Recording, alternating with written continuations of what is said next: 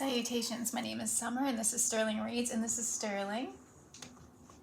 I was wondering if he was going to get his nerve up to hop his way over to me. He can't jump like normal cats because of his hindquarters. Anyway, I hope you're all doing well. I want to talk about what I've read, what I hope to read in May, and it'll go into June. It always goes into the next month no matter how hard I try. I get distracted by other things. This year I've been doing very well with staying with most of my projects and my goals of what I want to read, but I have been distracted a little bit, but that happens with mood reading. And sometimes I just feel called to read certain things at different times. And I do have two examples of that where I put two books aside that I wanted to read this month, and I'm not going to because I'm just not in the mood to read them. I think they're going to be great. One of them I even got halfway through, and I'm just like, I just am not in the mood right now to read it.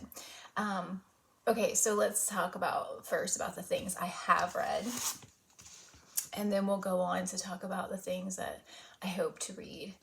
So I read Silent Spring and by Rachel Carson, and I'm sure many of you have heard about this book. I wish this was a book that they taught in high school still today. It's still relevant today, and I feel like it is so important.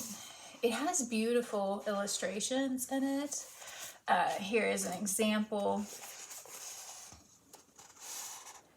I'm not for sure who is the one who illustrates. I'm curious if it's her. I need to look that up. But one of the things that really has me thinking, and I have cat hair all over me.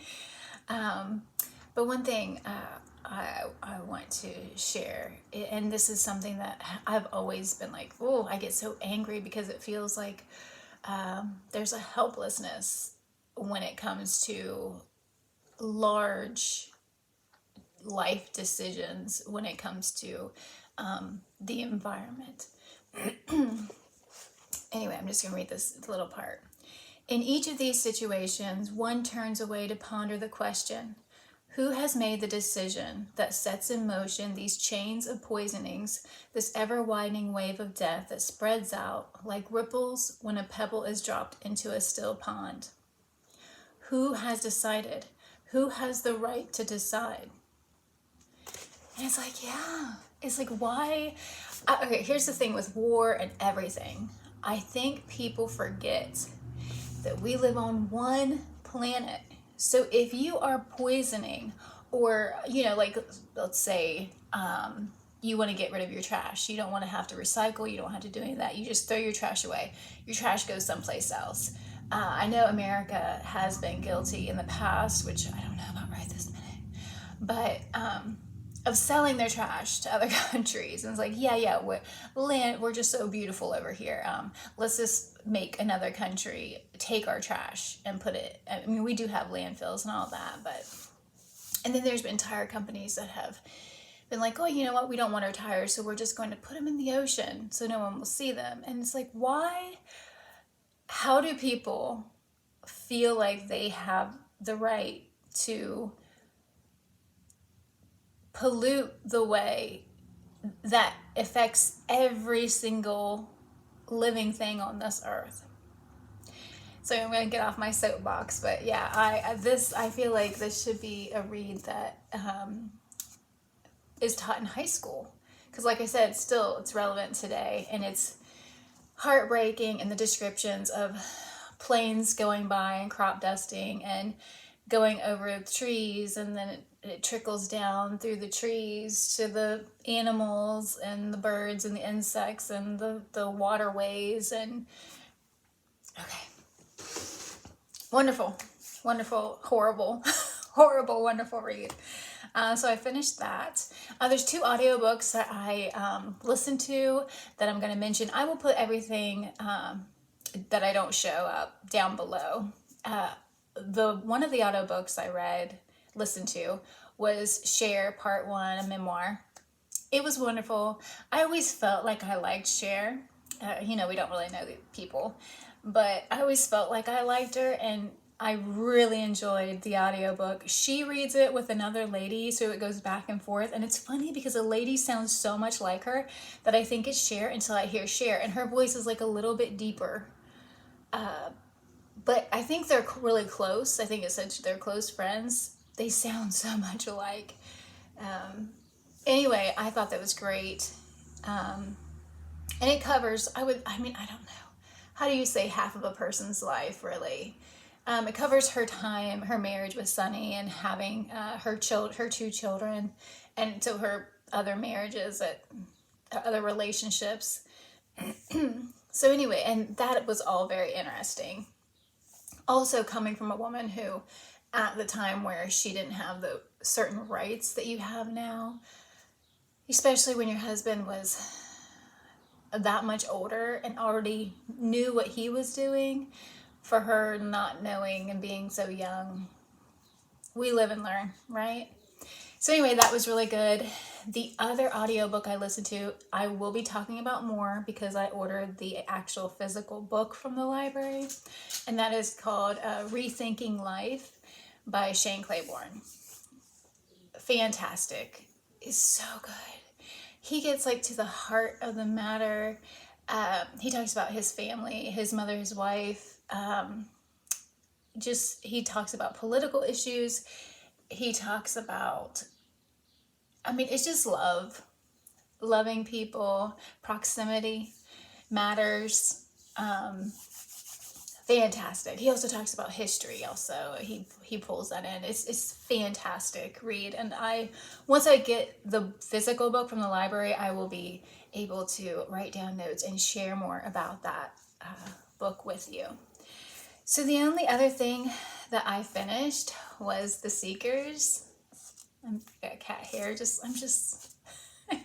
Anyway, so this is the third book in the Kent Chronicles, by John Jakes.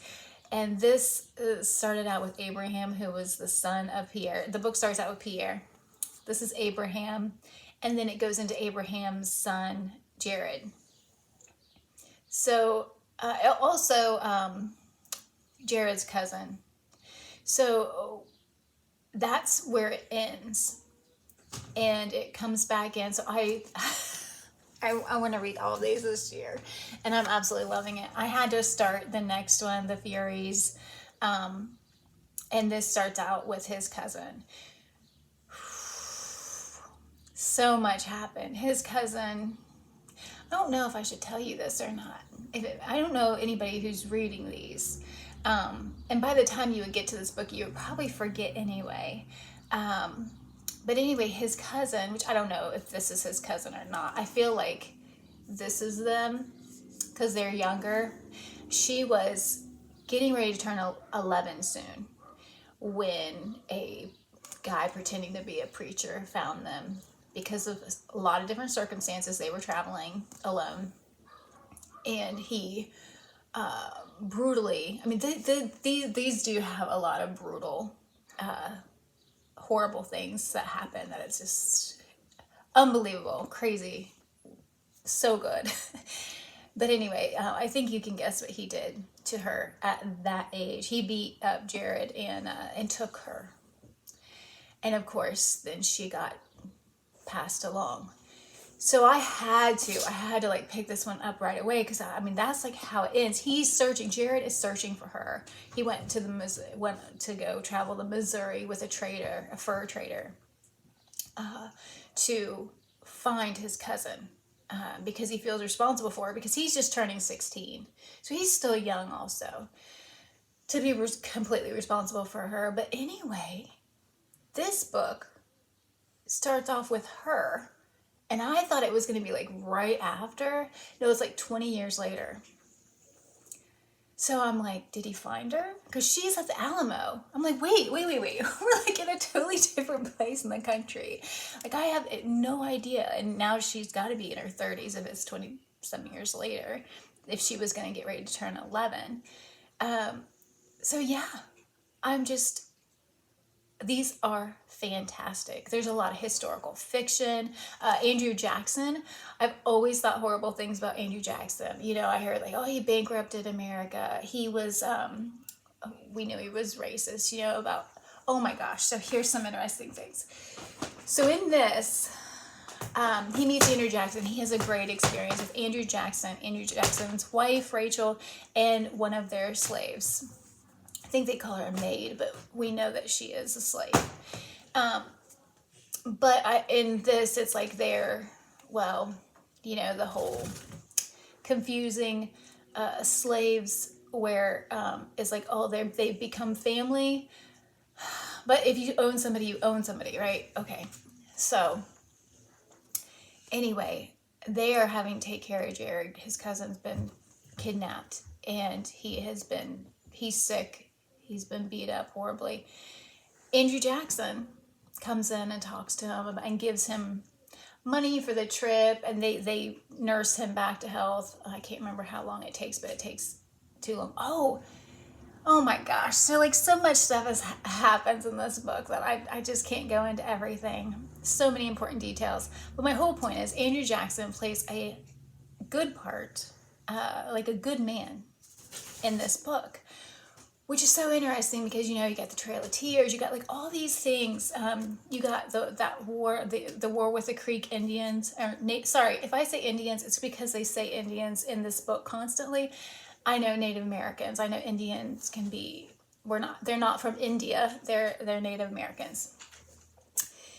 Anyway, I had to go and look up things about Andrew Jackson after reading this because I was like, wait a second.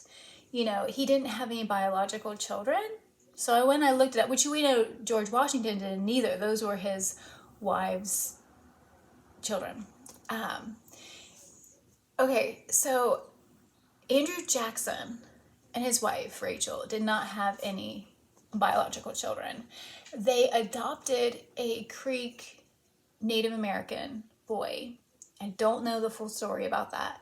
And then the other boys that they had were like nephews, and I think they were named like Andrew Jackson, but they weren't their biological. Very interesting. So now I want to learn more about Andrew Jackson because it is so easy to think about all the horrible things that people do and forget that they're human.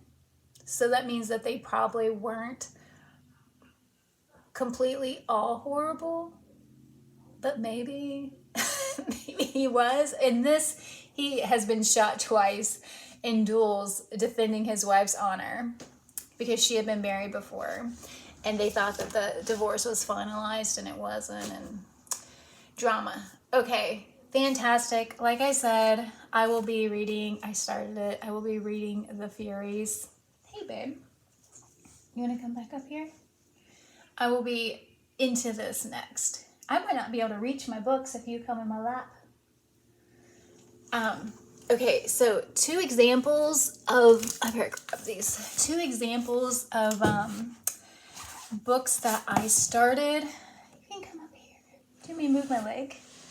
Make it flatter for you? That I started that I really enjoyed but wasn't into. And it's not the book's fault, it's my fault because I'm just like not in the mood. Okay, baby. I'm just not in the mood right now. And one of them was The Vicar of Wakefield by Oliver Goldsmith. This book, which, man, I got about halfway. It's such a short book, but I just don't want to read it right now. And it's a library book, so it might have to go back before I actually finish it. So anyway, this is a book about a vicar and his wife and two daughters. It is very funny. It's very wholesome. It's just a really good story. I heard about this through reading The Terror by Dan Simmons. One of his main characters, I don't know if you can call him main character. It was like there's a lot of main characters that suddenly aren't around anymore. But anyway, one of his characters read this book over and over again. It was like a go-to favorite. So I wanted to read it. And it was very good. I don't know where to put these with him on my lap. So the other book, which it's like I feel bad about not getting into really, and that's Children of Time by Adrian Tchaikovsky. I may be mispronouncing that. So this is the book for the science fiction book club. I can't remember the name of it. Futurian. I don't know. Anyway, it's the one with Sean, D. Standfast, that group. Anyway, so many people in the group were like, I love it. They finished it. Like Brandy, the book collective, I'm so excited to hear her thoughts. And she said she wanted to be in the live because every month there's a live where they discuss the book. And I know other people have mentioned about like Aaron read a book. Aaron read a book. He talked about how he loved this.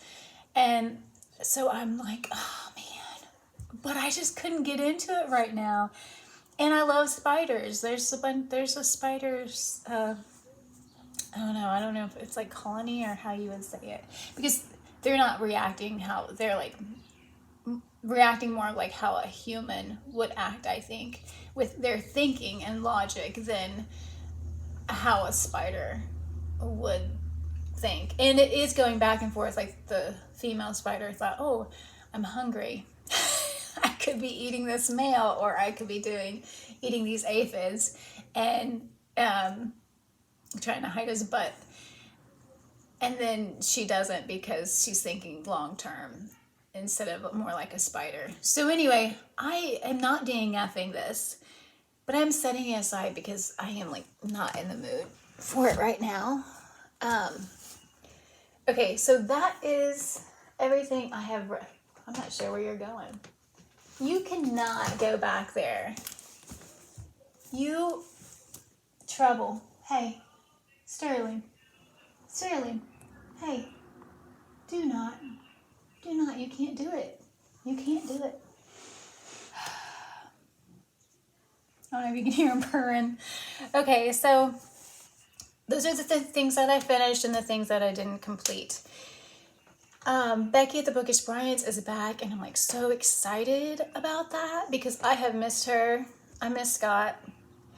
And I miss Becky, so I'm so happy that Becky made a video. I'm going to link her channel down below. If I mention anybody, oh my gosh, if he falls, you guys. Sterling, no. You cannot go back there. Sterling, no. Come down. Down, not up. Okay. Anyway, I'm so happy that she is back. She's doing, oh goodness, she's doing Horror Mayhem.